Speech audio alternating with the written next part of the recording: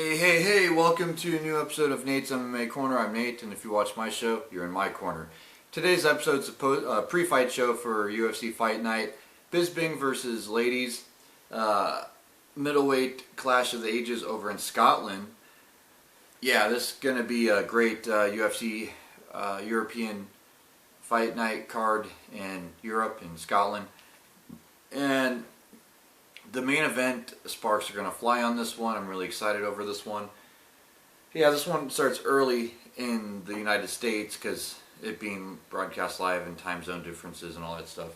Yeah, so pre-fight show the main card with a quick prediction of the main card and rundown of who's fighting. Yeah, so I'll start off with the main event on this one. It's a middleweight clash of the ages, Michael the Count Bisping versus Leites, and 5-rounder.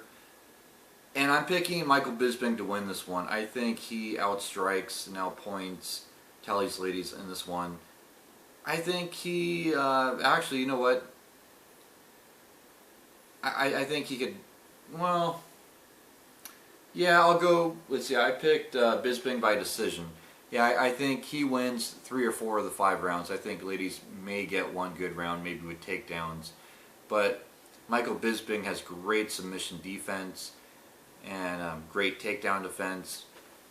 So I think that keeps him alive if the fight goes to the ground. But I won't go to the ground too much because of his takedown defense. And I think he keeps it standing and this turns into a kickboxing match. And he puts on a striking clinic against Leites. And it'll look like Michael Bisping's last fight, but maybe a little bit more explosive because he has the confidence back coming off that big win. And yeah, so I'm picking Bisping by 49-46 unanimous decision on this fight. Then in the co-main event in the lightweight division, we have Ross the Real Deal Pearson versus Evan Dunham. Yeah, this one, it's I'm picking Ross Pearson KO first round. I think Ross Pearson gets a knockout. His hands are heavy. Evan Dunham, he's stoppable. I mean, Evan Dunham, he's a talented fighter, but Ross Pearson, I think, is on a whole new level right now. A whole nother level. Ross Pearson gets it done. He gets it done early. He gets a flashy knockout. Not to take anything away from Evan Dunham, it's just stylistically, it works for Ross Pearson this fight, especially Ross training at Alliance, having great coaches. I think they'll help him deal with any wrestling that Evan Dunham has, as you know, Evan Dunham being a wrestler turned MMA fighter. Yeah, Ross Pearson has underrated ground game, and so I think he could stuff takedowns and get a quick knockout on this one. So yeah, Ross Pearson, round 1 KO. Then also on the main card, also in the lightweight division, we have Joseph Duffy, the last guy to beat Conor McGregor, and it was outside the UFC, versus Ivan George. Yeah, this one I'm picking Duffy first round knockout because Duffy is a knockout artist. So I think, despite being at a lower weight class in the lightweight division, I think, you know, he knows how to explode and have power in his punches, and you know, Joseph Duffy's won a lot of fights by knockout, and I think this fight will be no exception. This is a coming out party for Joseph Duffy in terms of him becoming a bigger superstar in the UFC. Yeah, so yeah, and Ivan George, he's stoppable. He's breakable, he's stoppable. He's not like an invincible, you know, hard to finish type of guy. He's finishable, and so I think this is a quick fight. Joseph Duffy gets it done in the first round, knockout. Yeah, then also in the main card in the women's strawweight division, we have Joanna Calderwood versus Courtney Casey. Courtney Casey making her UFC debut. Joanna Calderwood, we all know her from season 20 of The Ultimate Fighter.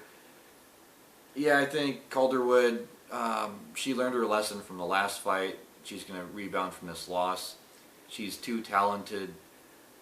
Her submission defense is otherwise good despite getting submitted in her last fight. The reason why she got submitted in her last fight is because the person she was fighting was a submission guru, that you had to be like the greatest submission artist in the world to defend those submissions. And yeah, Calderwood, she has experience in jiu-jitsu, and I think her submission defense and takedown defense could hold up in this fight if Courtney goes for takedowns. And then I think Calderwood will get, she'll make it a boxing match. It won't be necessarily a kickboxing match, but I think Calderwood gets it done with her boxing.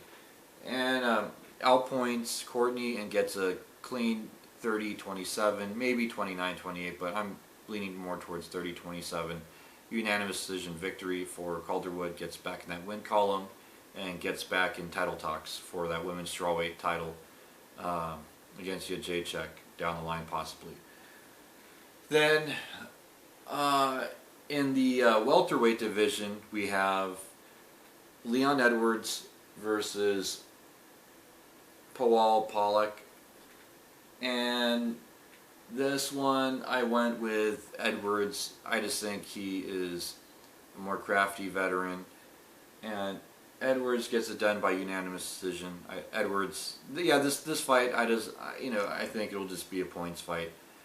Not a whole lot will happen. I think there may be some grappling, but if I had to guess, it'd be just a boxing match where Edwards lands more strikes in clinch and finds his range and works his boxing and gets it done. But I don't expect sparks to fly on this fight, but I could be eating my words on this one.